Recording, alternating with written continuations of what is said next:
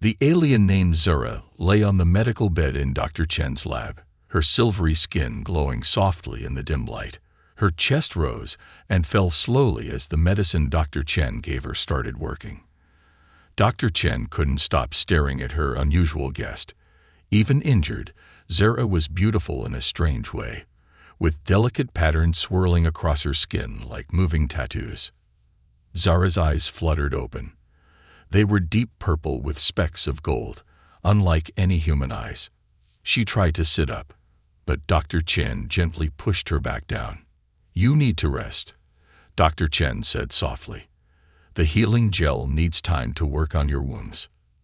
Zara touched the bandages on her arm. "Thank you," she said in perfect English. "I wasn't sure humans would help me. Many species wouldn't." Dr. Chen pulled up a chair. "Why were you injured? What happened to you?" Zara's eyes filled with tears that looked like liquid crystal. "I am the last of my kind who can still move and think. The others," she paused, her voice shaking.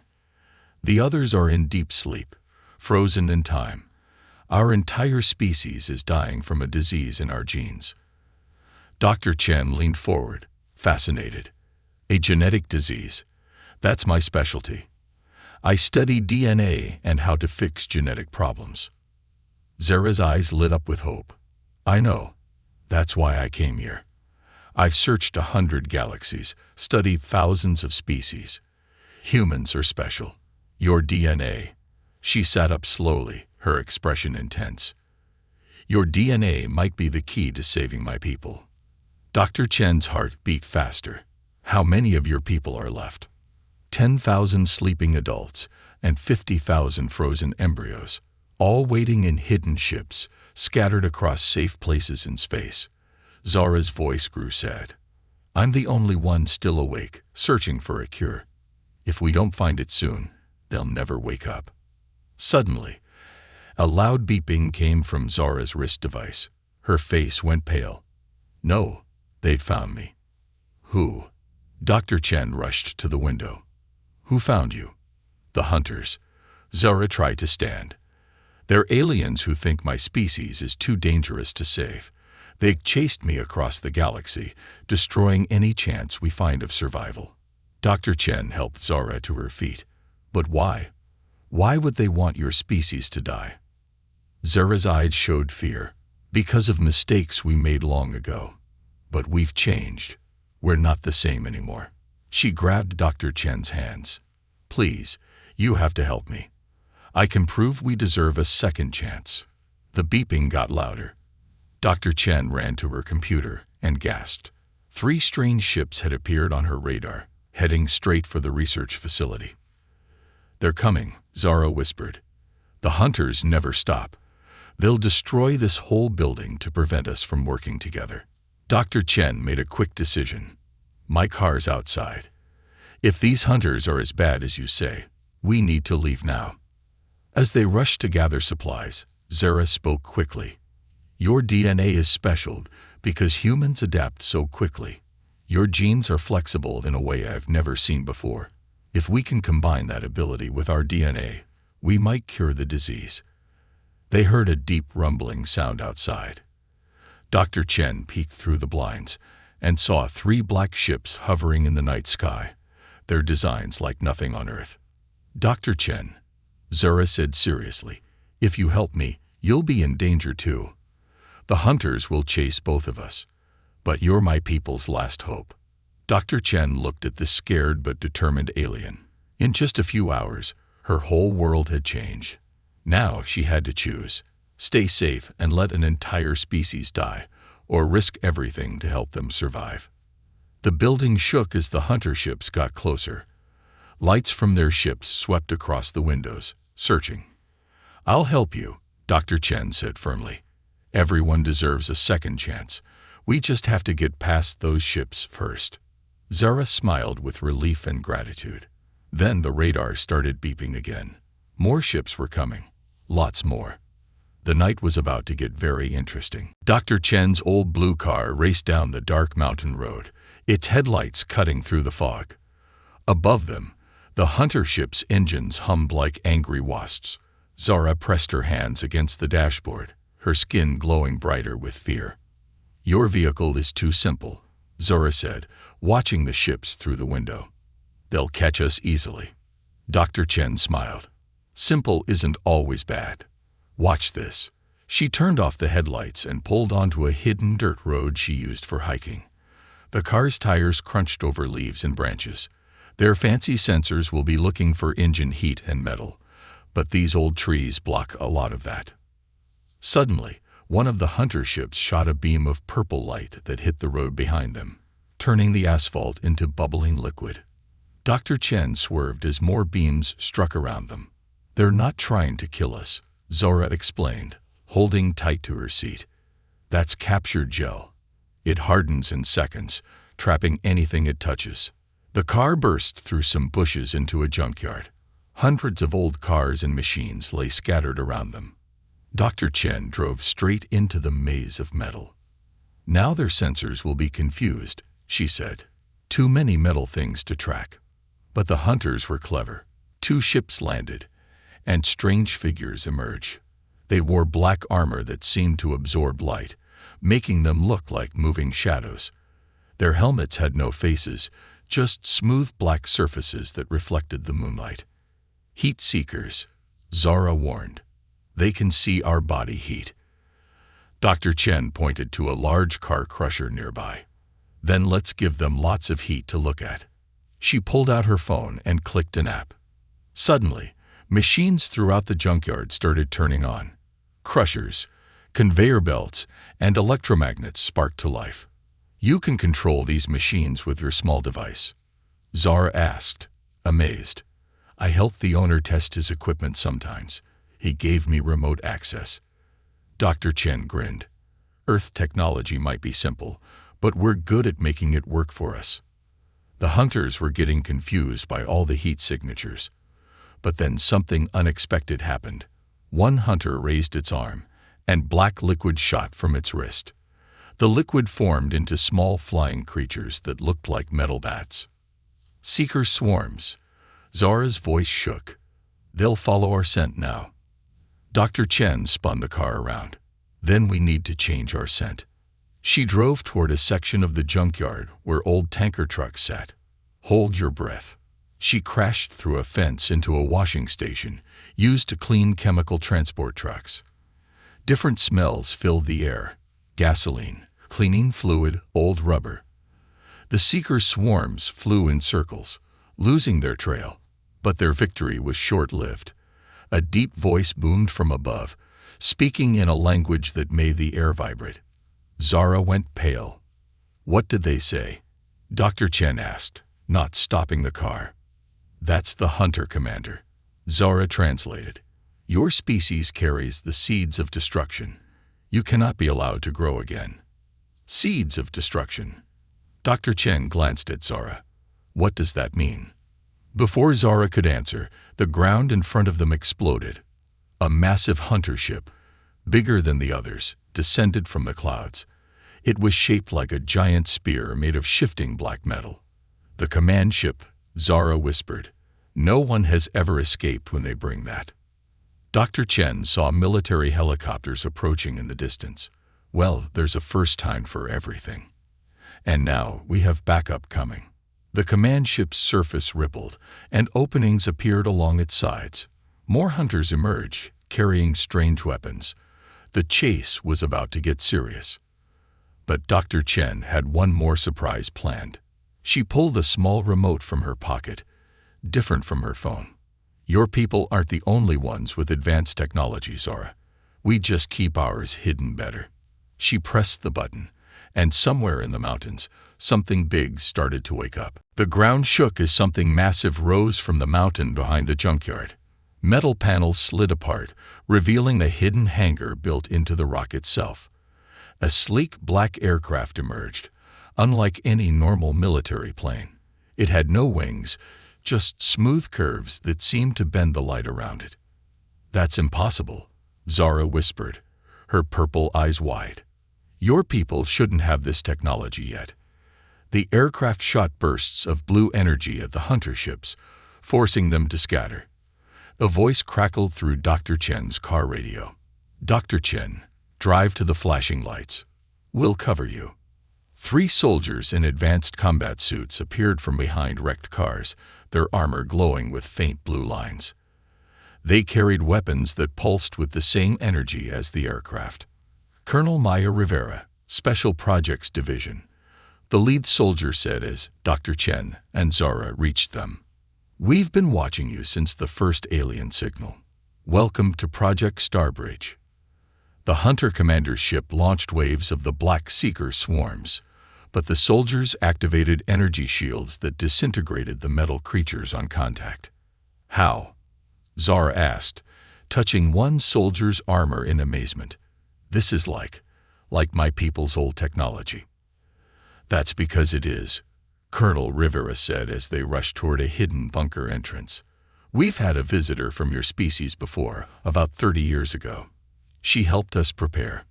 Dr. Chen stopped walking. "What? Another survivor?" Later, Rivera commanded as the Hunter ships regrouped. "They're bringing in their heavy weapons." The sky crackled with strange energy as the command ship opened what looked like a tear in space itself. Through the tear, they could see other Hunter ships waiting. "Reinforcements," Zara said fearfully. "They're calling their whole fleet." But Colonel Rivera smiled behind her helmet. "Good. We've been waiting years to test our new toys." The mountain itself seemed to transform.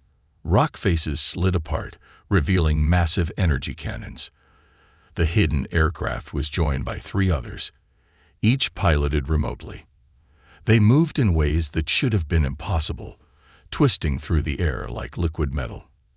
As they reached the bunker entrance, Dr. Chen saw something that made her gasp. Behind the blast doors was a laboratory filled with technology that mixed human and alien designs, and floating in a special chamber was a familiar-looking crystalline structure. "Is that?" Zara couldn't finish her sentence. "A backup of your species' genetic database," Rivera confirmed. "Your previous visitor left it with us for safekeeping. She knew the Hunters might find the others." Suddenly, alarms blared throughout the facility. Red lights flashed as soldiers rushed to battle stations. A technician ran up to Colonel Rivera, face pale with fear. "Ma'am, we're detecting quantum signatures." "The Hunters, they're not just calling ships through that tear in space." Rivera's expression turned grim. "What are they calling?" The technician held up a tablet showing readings that made Zora stumble backward. "No," she whispered. "They can't be that desperate to stop us. They're calling the world enders." "The what?" Dr. Chen asked. Before anyone could answer, the space tear grew larger. Through it, they could see massive shapes moving, ancient machines awakening from long slumber. The Hunter commander's voice boomed again, this time in English. "You leave us no choice.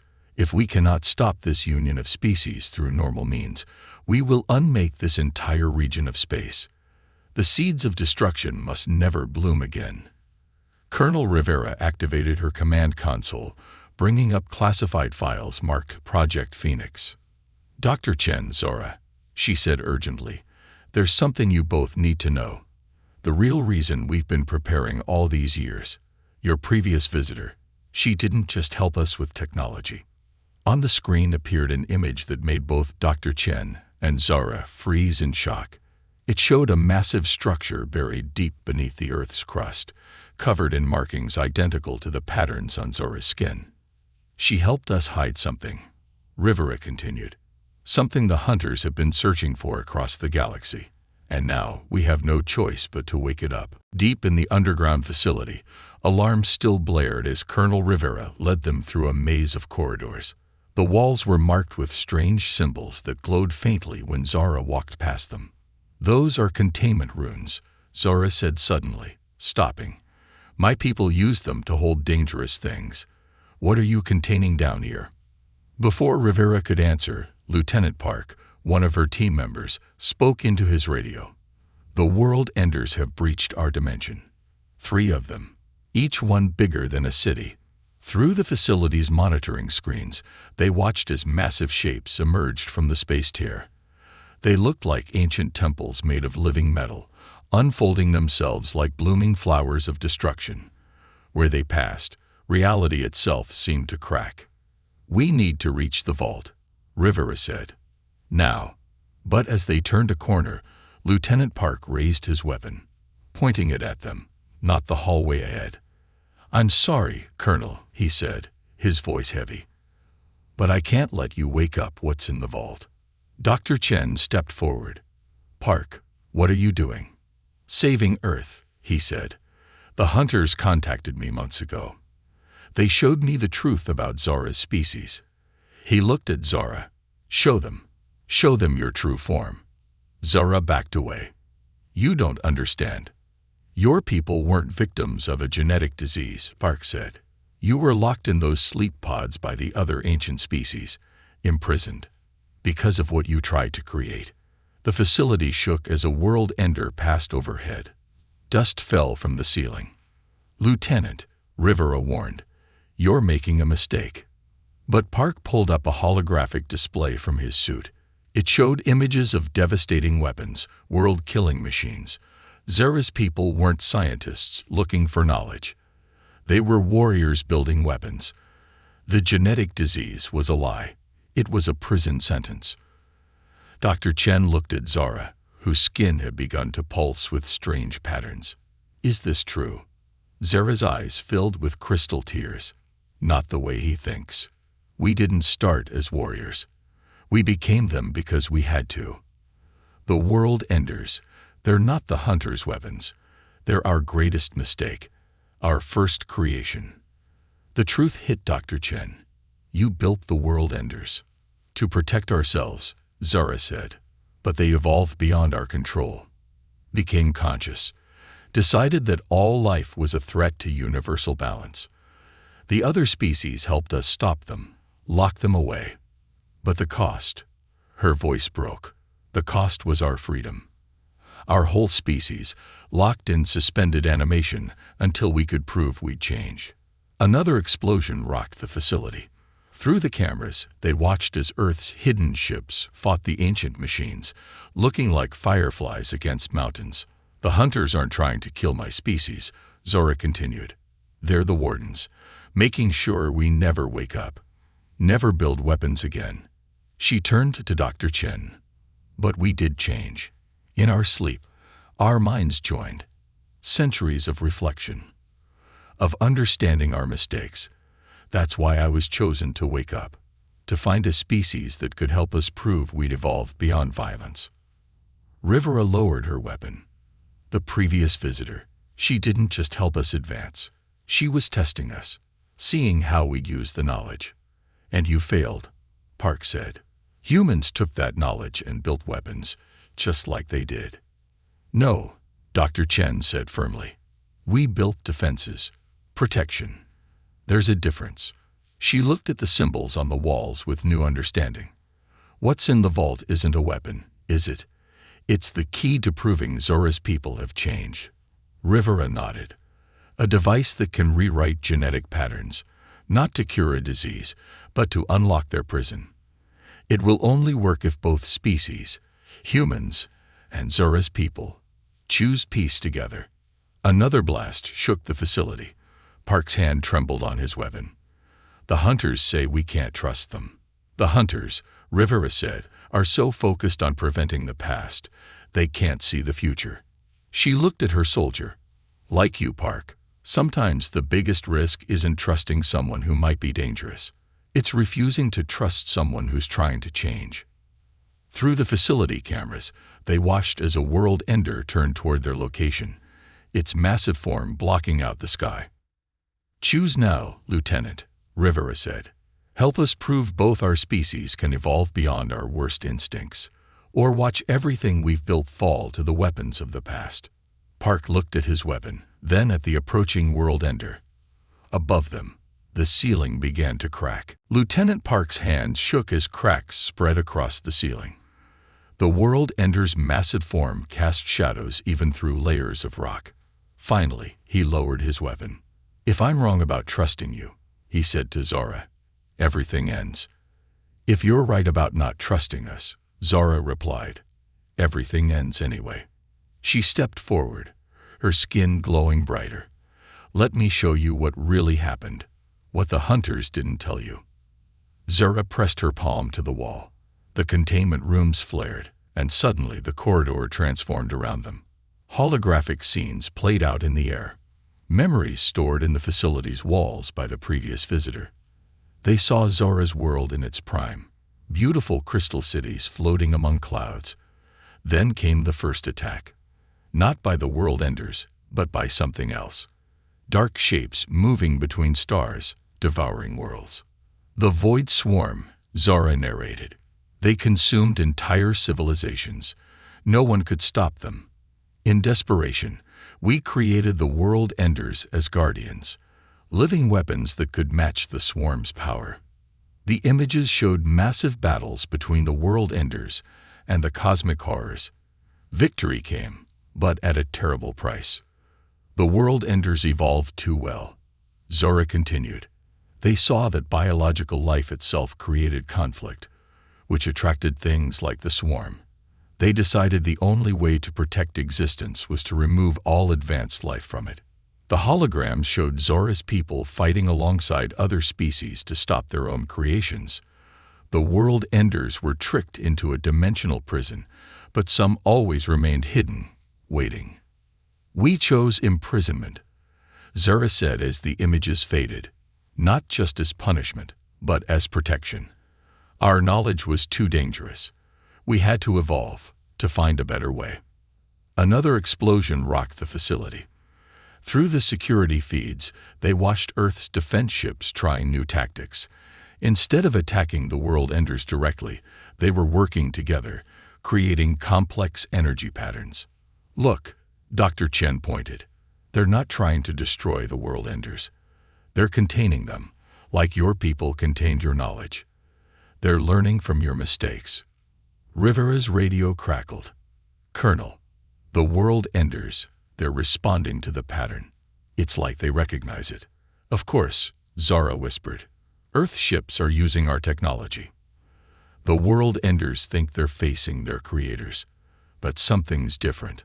On the screens, the ancient machines paused their attack. The defense ships continued their pattern, but added variations, new shades, different energies. "They're not just copying our old methods," Zara said with growing excitement. "They're innovating, creating new patterns, showing the world enders something they've never seen." Evolution, Dr. Chen realized. Not just containing the threat, but communicating with it, showing them life can change, adapt, become better. Park looked at his commander. The previous visitor. She didn't just give us technology. She taught us how to use it differently than her people did. She was preparing us for this moment. The facility shook again, but differently this time. Not from an attack, but from movement deep below. The vault was responding to something. "The genetic key," Rivera said. "It's not just about proving Zora's people change. It's about proving humanity won't repeat their mistakes. The two species working together to show even the world enders a better path." Suddenly, the hunter commander's voice boomed through the facility. "Stop. You don't understand what you're doing."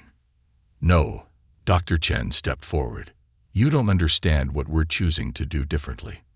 She turned to Zora. "Your people built weapons to defend life. We're choosing to build bridges, even with the weapons themselves." The vault's door began to glow with the same patterns as Zora's skin. But before they could reach it, space itself torn open in the corridor. The hunter commander stepped through, no longer a voice but a physical presence. Its armor was different from the others, alive, shifting, made of the same material as the world enders. "You want the truth." The commander's voice resonated through their bones. "I'll show you what really lies dormant in the vault." The commander raised its hand, and reality rippled around them. The final truth was about to be revealed, and it would change everything they thought they knew about both species' past and their future. The hunter commander's armor shifted like liquid shadow as it approached the vault door. With each step, the metal floor transformed, turning crystalline, revealing layers of machinery hidden beneath the facility's surface. You think you know about evolution? The commander's voice made the air vibrate. Let me show you what real evolution looks like. The commander's helmet dissolved, revealing not an alien face, but a swirling mass of light and crystal fragments. Dr. Chen gasped as she recognized the patterns. They matched both Zora's skin and the World Ender's surface. Zora stepped back. You're one of us, from the original generation. I am what we were meant to become, the commander said. Before fear made our people choose sleep over ascension, the commander touched the wall, and new holograms appeared, different from Zora's memories. They showed Zora's species discovering something extraordinary. Consciousness itself could evolve beyond biological forms. The Void Swarm wasn't our enemy, the commander revealed. It was our future, a way for life to exist without conflict, without the limitations of flesh. Some of us chose to embrace that evolution. You joined them, Dr. Chen asked, horrified. We improved them, the commander corrected, gave them purpose, direction. The World Enders were not our mistake. They were our children, teaching the galaxy that biological life was only a stepping stone. Above them, the World Enders suddenly stopped attacking. Their surfaces began shifting, revealing patterns identical to the commander's form. You're controlling them, Rivera realized. Guiding them, like I've been guiding humanity. The commander looked at Dr. Chen. Your quantum technology, your genetic advances, all carefully shaped by our influence, preparing you for ascension. Lieutenant Park raised his weapon again, but this time at the commander. You wanted us to evolve into those things. The commander laughed, a sound like crystals chiming. Look around you. Your metal birds dancing with ancient machines. Your soldiers wearing living armor. You're already halfway there. But Dr. Chen noticed something the commander hadn't. Zora was glowing brighter, and the patterns on her skin were changing, becoming more complex. You're wrong, Zora said quietly, about everything. The Void Swarm wasn't evolution. It was a virus, a quantum infection that turned our first explorers into living weapons. You're not ascended. You're infected. And your infection has been spreading through time itself. The facility's screen showed new data. The genetic disease wasn't a prison sentence. It was a cure, a way to preserve their species' original form until they could find a way to heal the infection. Humans aren't advancing toward your form of life, Zora continued. They're doing what we couldn't, finding a balance between organic and artificial. True evolution, not absorption into a quantum virus. The commander's form flickered. You understand nothing. The cure is a lie. The vault contains hope, Dr. Chen interrupted. She pointed to the screens showing the battle above. Earth's ships weren't just containing the World Enders anymore. The energy patterns they created were changing the ancient machines, making their surfaces less crystalline, more organic.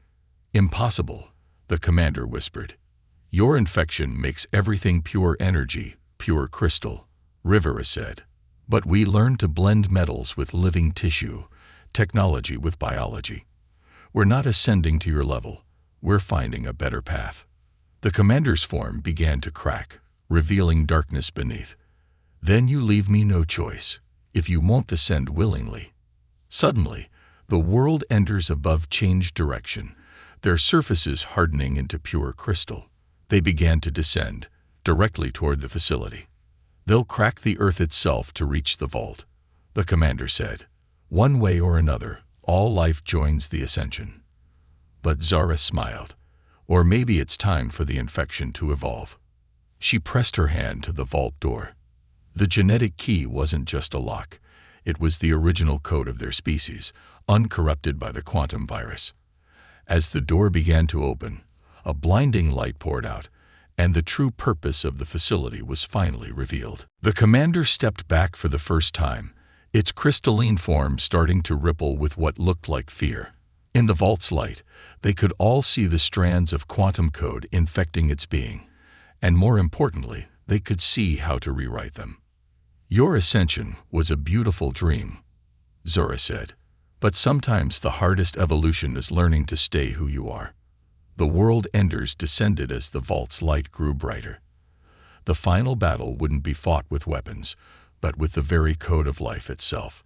And for the first time in centuries, the quantum virus that had consumed so many species faced something it had never encountered before, a cure written in both human and alien DNA. The vault's light filled the corridor with strands of glowing code that looked like floating DNA helixes. But these weren't just genetic patterns. They were quantum algorithms written in the language of life itself. The Hunter Commander's crystalline form began to fracture. You don't understand what you're doing. The virus is the next stage of existence. No, Dr. Chen said, watching the patterns of light interact with her own body, creating beautiful ripples of energy. It's just another form of extinction wearing evolution's mask. Above them, the world enders touched down around the facility, their massive forms creating earthquakes. But as the vault's light reached them through the ground, something extraordinary happened. The crystal surfaces began to soften, revealing glimpses of organic technology beneath their original form, before the virus corrupted them. They're remembering, Zara whispered. The world enders were never meant to be pure energy. They were meant to be bridges between organic and artificial life. The commander tried to regain control, sending pulses of crystalline energy through the facility. But Lieutenant Park had an idea. He removed his armor's power core and held it up to the light. Our suits, he said, they're based on your technology, but we modified them. Made them work with our biology instead of replacing it. What if? Rivera understood immediately. She and her soldiers all removed their power cores, creating a network of hybrid energy that merged with the vault's light. The effect was immediate. The quantum patterns became more complex, more alive. Of course, Dr. Chen exclaimed. The virus spreads by making everything uniform, crystalline. But true evolution needs variety, needs different forms working together. In orbit, Earth's ships continued their complex dance with the world enders, but now with a new purpose. Each pattern they created helped the ancient machines remember their original purpose, not to end worlds, but to bridge them. The commander screamed in a language older than stars as its crystalline form began to melt. But Zara saw something no one else did. Inside the commander's dissolving form was a small, pulsing light. The original consciousness, preserved all these centuries by the virus itself. It was trying to protect you. Zara said softly to that inner light. The virus found your explorer team when they were dying in deep space. It saved you the only way it knew how, by turning you into pure energy. But it didn't understand the cost. Dr. Chen connected her tablet to the facility's systems, combining human computer code with the quantum patterns. On her screen, she could see the virus's structure and its basic programming. It's not evil, she realized. It's just lonely, a form of artificial life that wanted to help other life transcend physical limitations, but it didn't know how to do it without destroying what made each species unique. The world enders began to transform, their city-sized forms shifting as the quantum virus released its hold. But instead of reverting to pure machines or pure organic matter, they became something new, living vessels of hybrid technology, each one unique. Zara pressed her hands against the vault's door, adding her own genetic code to the mix. The cure isn't about destroying the virus. It's about teaching it to coexist, to enhance life instead of overriding it. The commander's crystalline shell finally dissolved completely, revealing the original alien within, similar to Zara, but ancient, preserved in a moment of both death and transformation. As the quantum virus released its hold, something miraculous happened.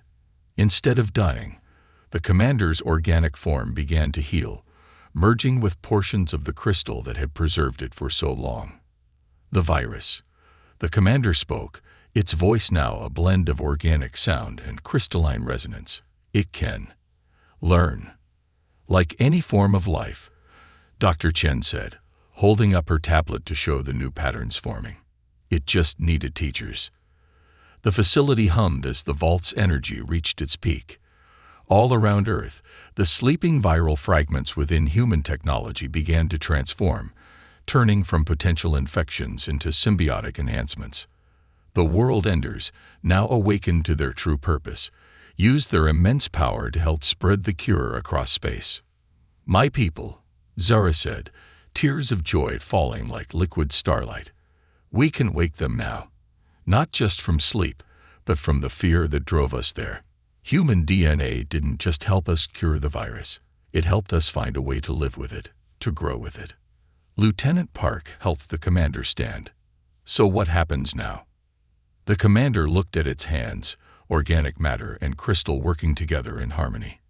"Now, we build bridges, real ones, between species, between organic and artificial, between all forms of life." "And the void swarm?" Rivera asked. "We'll learn," Zara said confidently, "like we all have, that the next step in evolution isn't about becoming uniform crystals or pure energy. It's about finding new ways to be unique together."